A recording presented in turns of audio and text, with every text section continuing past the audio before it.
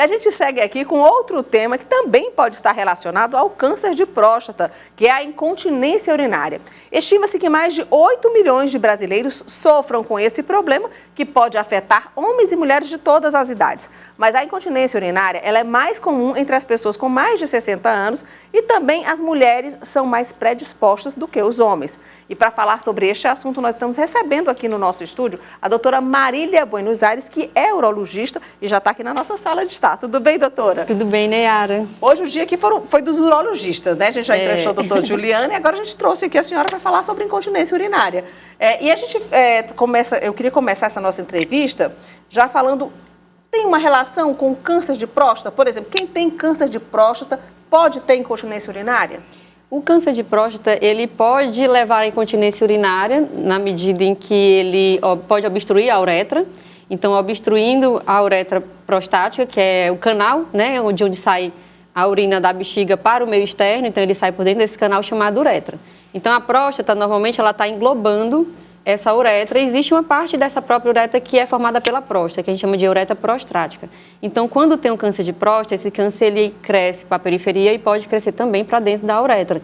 E aí, invadir essa estrutura e meio que fechar essa estrutura. Então, fica difícil da bexiga conseguir jogar de forma espontânea a urina para fora. E o que é que acontece? Acontece um tipo de incontinência que a gente chama de incontinência por transbordamento, que é mais comum nos pacientes que têm hiperplasia prostática benigna, que é uma outra doença da próstata, é uma doença benigna, mas que pode obstruir...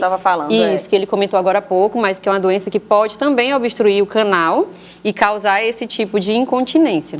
Então, a doença em si pode levar a esse tipo de incontinência por transbordamento. Bom, doutora, eu acho que uma imagem, ela ajuda muito a gente a entender, como se fosse uma aulinha aqui que a gente vai dar para os telespectadores. Coloca aí a imagem, por favor, da bexiga, para poder a gente entender melhor. Dá para a senhora explicar como é que funciona essa questão, como é que funciona a incontinência? O que caracteriza uma incontinência urinária? Ó, ali está a uretra, né? Sim, a urina fica dentro dessa bolsa. Eu acabei de explicar para vocês, né? Esse canal de onde sai a urina da bexiga para o meio externo. É o canalzinho que sai o xixi. Exato, por onde passa o xixi para o meio externo. Certo. A bexiga é onde é o reservatório. E a incontinência, ela se caracteriza quando existe, tipo, falta...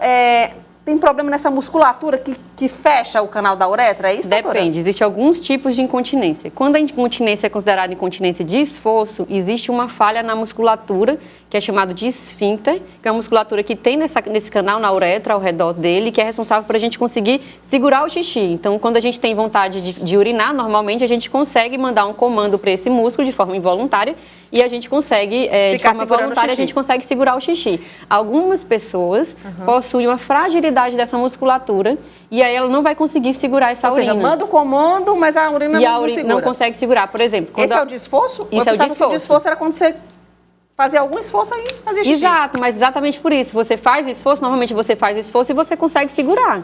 O paciente que tem fragilidade, a pessoa que tem fragilidade nessa musculatura, ela não consegue dar esse comando para segurar. Ou ela dá e o músculo está fraco e não consegue segurar. Então, quando você pula, espirra, caminha, às vezes, começa a ter o gotejamento, porque a musculatura está fraca e não consegue fazer a função dela, que é segurar. Tem outra imagem da bexiga aí, uma imagem interna da bexiga? Tem algo que a senhora quer explicar aí? Sim, nessa imagem a gente vê um corte, né, transversal da bexiga, e a gente vê as paredes musculares. Então, existe também uma incontinência chamada de incontinência associada à urgência, urge-incontinência, que a causa mais comum é a bexiga hiperativa. Na bexiga hiperativa acontece uma desregulação neuronal e, às vezes, vamos falar mais é uma alteração neurológica. Neurológica. Certo? Pode acontecer uma alteração neurológica. E essa bexiga hiperativa que a senhora falou, foi isso? Bexiga hiperativa. Ou seja, que produz muito xixi? Não, ela se contrai fora de tempo. Ah, tá. Então, é a bexiga que contrai quando eu não quero que contraia. Quando eu estou querendo armazenar a urina... Ela já está contraindo. Então, aí você tem que fazer xixi quase que toda hora. Toda hora está indo ao banheiro, às vezes não consegue nem segurar. Então, dá uma vontade muito grande de ir ao banheiro e você, às vezes, não consegue segurar. Agora, doutora, uma pessoa que não tem... Quanto que a gente pode considerar uma incontinência urinária? Porque pode ter algum tipo de episódio que a pessoa, às vezes, sorriu demais e não conseguiu segurar o xixi. Sim. Ou... Quem nunca, né? A incontinência urinária, o que é? A perda involuntária de urina. Mas isso que acontece uma vez, já disse que é incontinência urinária? Não, aconteceu uma vez esporádica, por algum motivo específico, como, por exemplo, está com a bexiga muito cheia. Você estava numa gargalhada muito grande, às vezes pode acontecer de ter coordenação. Ou com uma pessoa que está muito alcoolizada.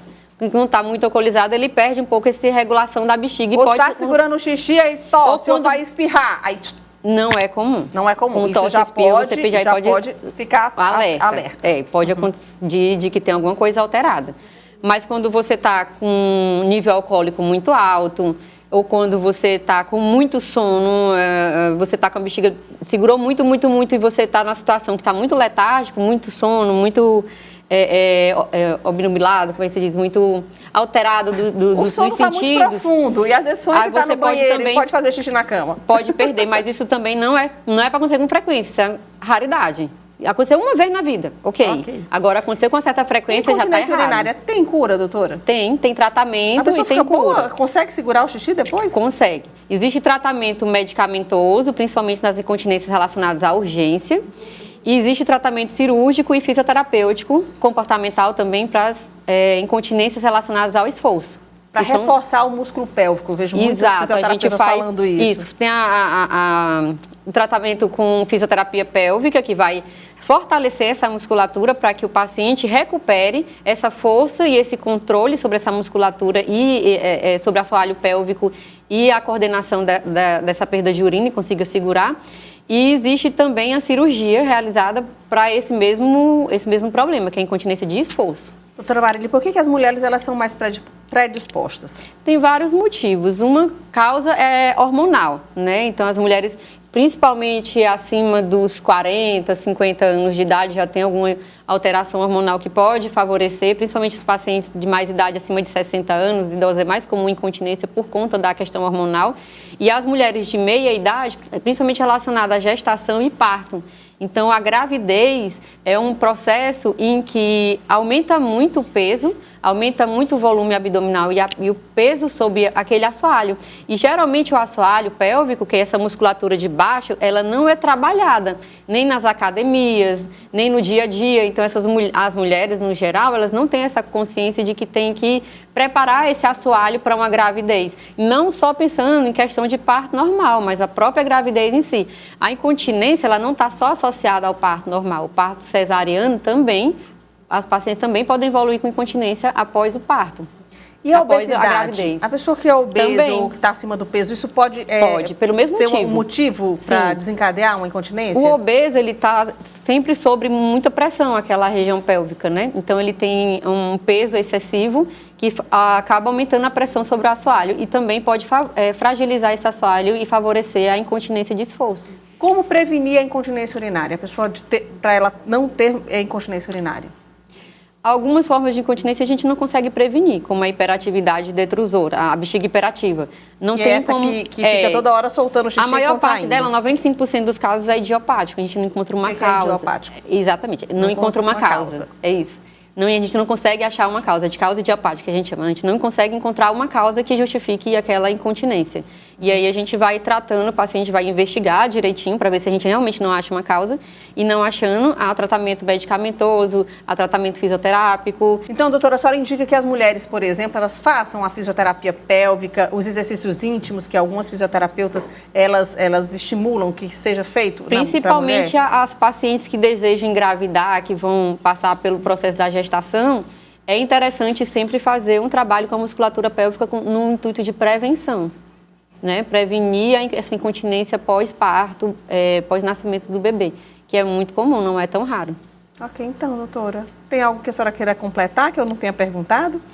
A mensagem que eu quero mandar, na verdade, é que, assim, a maioria dos pacientes que sofrem de incontinência urinária, muitas vezes eles se afastam do convívio social, então terminam se afastando dos compromissos sociais, dos eventos, termina abalando muito emocionalmente o psicológico e emocional daquele paciente e às vezes é uma coisa muito simples de se resolver.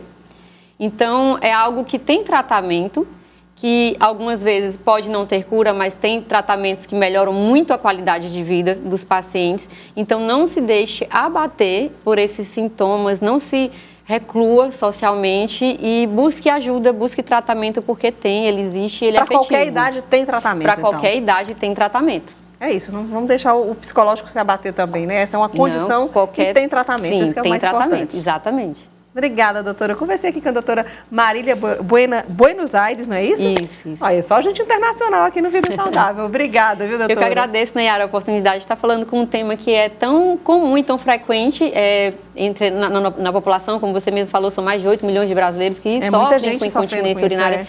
É muita gente. E a maior parte dessa população termina não se tratando exatamente porque não tem essa informação. Exatamente. Então, esse é um trabalho muito importante da mídia aqui do seu programa do Vida Saudável, de levar esse tipo de informação para as pessoas que estão em casa, porque às vezes você conhece alguém, ou às vezes dentro de casa mesmo você tem alguém que está sofrendo com isso e que você pode ajudar levando informação. E esse é o nosso propósito, doutora. A gente não quer falar de doença aqui, a gente quer falar de prevenção. A gente acaba puxando o assunto doença, mas é para você ter informação e para que você saiba os caminhos, né? É isso, com certeza. Da prevenção. Obrigada, então, pela sua participação aqui no Vida Saudável. Obrigada, eu que agradeço.